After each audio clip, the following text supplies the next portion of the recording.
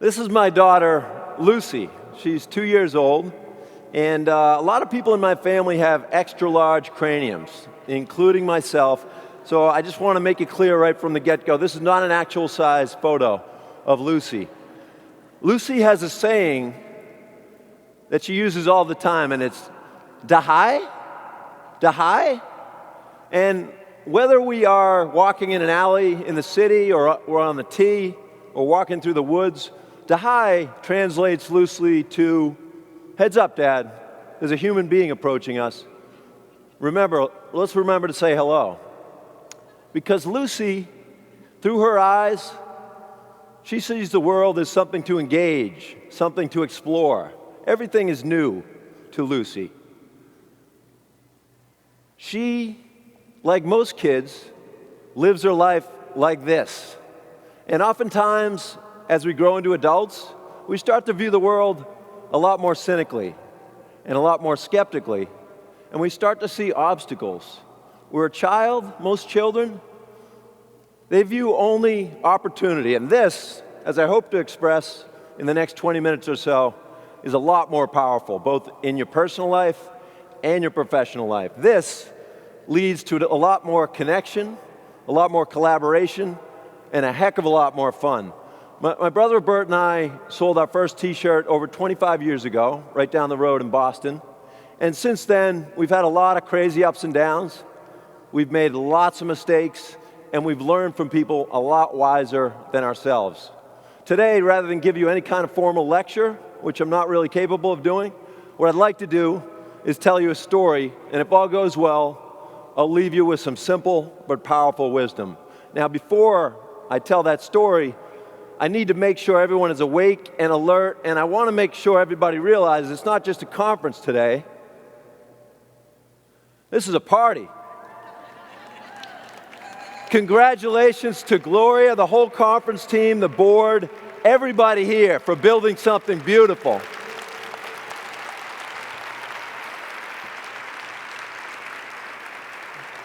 I tried unsuccessfully to cut a cake into 10,000 pieces, and it was ugly. So instead, I brought some special edition Frisbees here, and I need to point out they're hand-signed by my brother and I. The retail value of a Life is Good Frisbee is $15. My brother signs it, it drops to $5. I sign it, it goes back up to $10, very appropriately. I want to know if anyone's interested in receiving a Frisbee. Make some noise if you want to receive a Frisbee.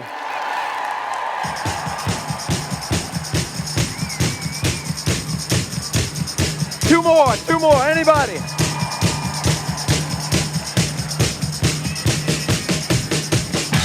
One more Frisbee. Going deep, anybody? Yeah! How'd it go? Our dad worked in a machine shop. She's proud of her catch. She wants some more attention there. Well done. Well done. Our dad worked in a machine shop, and our mom she ran this daily circus back at home. And if you're the youngest of 6 kids, there's generally not a lot of photos of your childhood, and that's the case with Bert and I. We have about 3 photos, and there's one I like a lot. The first reason is I'm kind of a space shot, and I may lose my train of thought today, but I want to point out a detail of this picture. If you look closely at the radiator, you can see that I've been snacking on lead paint on a nightly basis. And that really gives me license. Anything can happen. This explains so much. And the other thing I love is our parents were way ahead of this whole green movement. You know, never mind 100% organic cotton sheets. How about no sheets at all? No sheets, you don't have to do laundry, conserve water. It's absolutely brilliant. And who was one of the architects behind this brilliant plan? This is Joan Jacobs, our mother, the first powerful optimist in our lives. Joan Jacobs could make an art studio out of a kitchen floor. She could make a lunch for 3 boys out of a block of brown sugar, which she did. one day, it took us a few hours. We were out at the playground, and my brother said, did we have sugar for lunch? I said, yeah, I think we did. But we weren't the kind of family that could fly to Disneyland on vacation, but Joan taught us to travel in our minds. She wouldn't just read us stories at night. She would kneel by the bunk bed, and she would act out stories. She would become the wolf, or the pirate, or the queen, or the sailor, and she brought it all to life. And maybe the most valuable gift Joan gave us in our whole lives was every night at the dinner table, she would gather her kids around, and our house was chaotic. It was tiny, it was chaotic, and it was more than our share of dysfunction. But she'd look around at all her kids and say, tell me something good that happened today. And as simple as that sounds, it changed the energy in the room. I want to encourage you guys to use that approach both at work and at home. If you have a meeting at work and you ask people to tell you what's going wrong, believe me, they'll tell you, and there goes the energy from the room. On the other hand, if you encourage them to share highlights, to focus on the good, anything is possible. Fast forward to the early 90s. My brother and I just finished college, and we were looking for a way to combine art and business. We decided to design a few T-shirts and start hawking them out on the streets of Boston, Faneuil Hall, Harvard Square, all over Boston. And then a year later, we bought a used van, and we decided to call it the Enterprise because we told each other we were going to boldly go where no T-shirt guys had ever gone before. And for 5 years, we traveled up and down the East Coast, going door to door in college dormitories, and we were wildly unsuccessful financially. However, we were trying a lot of things. We were trying different sayings, graphics, different locations, different nights, different prices, and we heard the word no thousands of times, but every no forced us to change our approach. We had to adjust, and we learned along the way. And these days, especially with social media, you've got to be wide open to feedback, good or bad, because that feedback will make you smarter and it'll make you stronger. And these days, a lot of people come up and they'll say to my brother and I, like, wow, starting to see your stuff everywhere. Life really is good. We think they missed the point. Life was good back in the van, not because of what we had, but because we believed in ourselves and each other, and we were focused on opportunity instead of obstacles.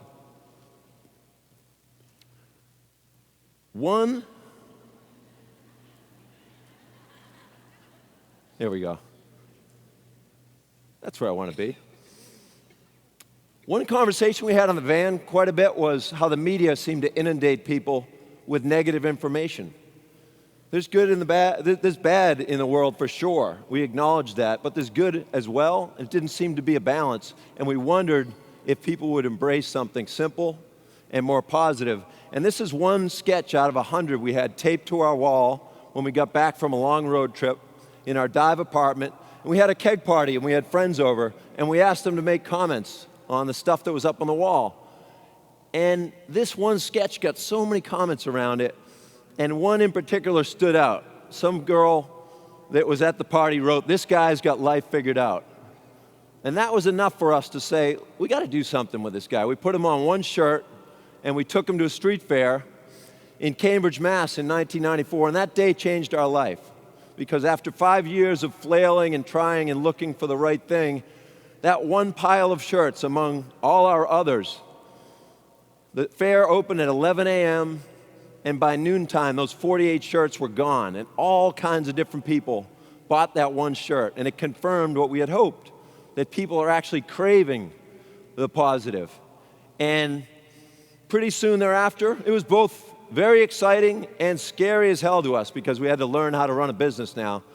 But sure enough, in the years to come, we made tons of mistakes, but the business grew from 1 million to 10 million and more. We started expanding our distribution across the country. We added new products. So all the things you might imagine happened in the early years of the business. Meanwhile, something we did not expect and something far more significant happened. We started receiving letters and emails from people going through great adversity, going through chemotherapy, losing loved ones. And they'd write us letters how their hat helped them stay positive, or their shirt. We didn't know what to do with those letters. Finally, we realized we should just share them. And I want to share one of our favorites with you right here. It's very brief, but we find it very inspiring.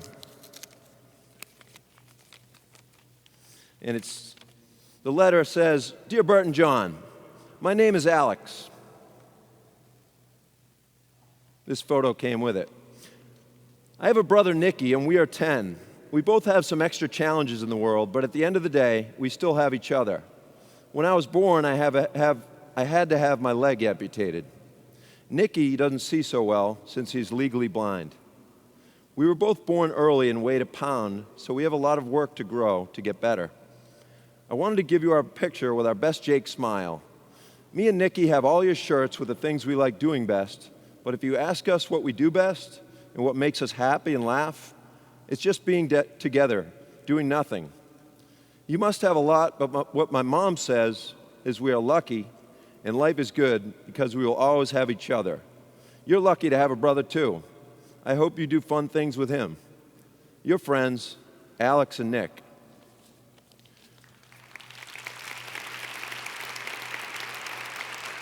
"10 years old. 10 years old. I'd love to tell you that my brother and I had everything figured out. We actually learned the depth of our message from people like Alex and Nick. And due to the inspiration of letters like this, we developed a kids foundation. And we also came up with this saying that we use quite a bit at work. And it came cumulatively from all these letters. We no longer say we have to stay late, we have to go to a meeting. We get to go to a meeting because we have work that's meaningful, that we believe in. And it can be applied to our personal life as well. We don't have to pay the bills. We get to pay the bills because many of us have a home to live in. We don't have to go get groceries. We get to go buy groceries because most of us have 2 legs to walk on and eyes to read the labels. These letters, they helped us recognize that gratitude is not something you just have. It's something we need to practice. And it also, these people helped us realize that we had a brand that had the power to unite and lift people. We needed to find out ways to harness that power. So we began hosting events, very small at first. Life is Good pumpkin festivals in Boston Common, you might remember. And then it's worked its way up to larger events like this. And now big names like Jack Johnson or Dave Matthews or this guy, Michael Franti, who lives and breathes the value of our brand every day. He's amazing. They've been willing to bring their talents and their services to these events because they believe that the cause is real and authentic. And if you look back at our stories so far, you got our friends telling us at the keg party that Life is Good is special. Later, we learned from retailers where the brand could go. And the most important lesson was from these people facing adversity, teaching us the depth of this message and what optimism truly means and what it's capable of, that it can empower us even in the hardest of times. And that all led us to what we call our positive purpose. That's our mission. That is our reason for being. That's the why we exist. And for us, our positive purpose is to spread the power of optimism. And once you decide on and establish your positive purpose and you share it with your team, you communicate it clearly, all the other business decisions become a lot easier. We decided a few years back to merge with a nonprofit. The Life is Good Playmakers today, they build meaningful relationships and they use play just like we use t-shirts and products to spread a message we believe in. The Life is Good Playmakers uses physical play to help kids build meaningful relationships and help kids overcome violence, poverty, and illness. They help these kids regain their self-esteem, their confidence, their ability to look at the world through optimistic eyes. And to date, we've now trained over 4,000 child care providers. These are the people in the trenches every day, teachers, counselors, and over 350,000 kids have now been positively impacted by the Life is Good Playmakers. And we're just getting started. Thank you. This Pam was kind enough to mention this. We've been really doing this since we started the company, but we made it official a few years back. And that was key in terms of clarity. Internally, everyone in our company now knows whether you're designing a graphic or you're packing a box, you're helping kids in need. And externally, if you're a customer, if you're doing business with Life is Good, you're helping kids in need. It's that simple.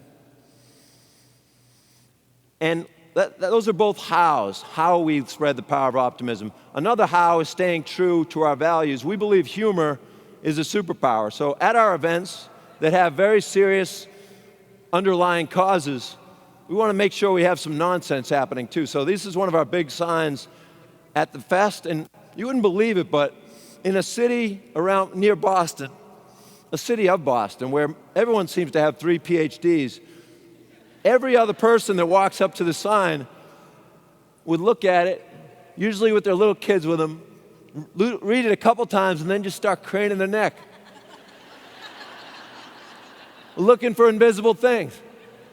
You just want to give them a hug. Now, you may assume, people might assume that at Life is Good, it's all about sunny days and Frisbees, but often the darkest days are the most illuminating. And I don't need to share with you guys details of what happened in April of 2014 on Marathon Monday in Boston. We happened to have offices a couple blocks from the finish line, and we obviously lost 4 lives as a city. Over 200 people were injured, and it was one of the worst days in Boston's history. We had one of our own teammates injured severely, shrapnel head to toe, and yet when we visited him in the hospital, the first thing he said was, "I'm grateful. I'm grateful because I've seen people a lot worse than myself in this unit." And what we witnessed was one act of hate, one senseless act of hate, and thousands of acts of love in response to it. If you remember, and I know you do, the EMTs jumping in to help, the doctors working 40, 50-hour shifts doing surgery, runners running an extra mile or 2 past the finish line to give blood, people opening up their homes to strangers. And as a company, we had to, just like a lot of people, we froze for a little bit and just said, we got to make sure everyone on our team is okay, physically and emotionally, and we made sure of that for a few days. And meanwhile, the voice of our community was getting louder, saying, you guys, you got to do a fundraiser shirt. That's what you do. Your life is good. And so, even though Boston Strong is a tremendous message, and we saw it everywhere, it's a great message of resilience, we wanted to come up with something a little different, and we had a shirt that had Boston and a heart on it, and on the back it said, "Nothing is stronger than love." And that shirt, in the matter of a few weeks, sold more than any shirt we've ever made. And we raised over $500,000 for the One Fund to help the victims. And we were proud, yes, that applause is for the community that goes far beyond Boston. We were proud of the resilience of our city, but we were even more proud of the response of humanity to focus not on hate, but instead on love. And all of us have that choice every day. Optimism is most powerful when surrounded by darkness. Now, we actually lost our mom to cancer earlier this year, and there are moments that are very heavy and sad when I think about that, and for all of us. But most of the time, we focus on the love and the light that she was able to spread for every one of her 87 years. And if you think of Alex and Nick, did they focus on the fact that they were disabled and blind? No, they focused on the fact that they were lucky to be alive. Do we have to think of creative ways to grow our businesses? Do we have to juggle our responsibilities? Or do we get to do those things because we have a job, because we have people around us that depend on us, that care about us, that love us? It's all a choice. Do we have to be at this conference? Do we have to power through tough traffic this morning? Or do we get to be at one of the most unique, amazing events in the whole damn country? I still have no idea how I got in here. I mean, I've done a little bit of cross-dressing in my life, I'll be honest with you, but I don't know how I got here. Life is not perfect. Life is not easy. But if you take a page from Joan or Alex and Nick and you choose not to focus on the obstacles, but instead on a wide world of opportunity, then life is good. Thank you.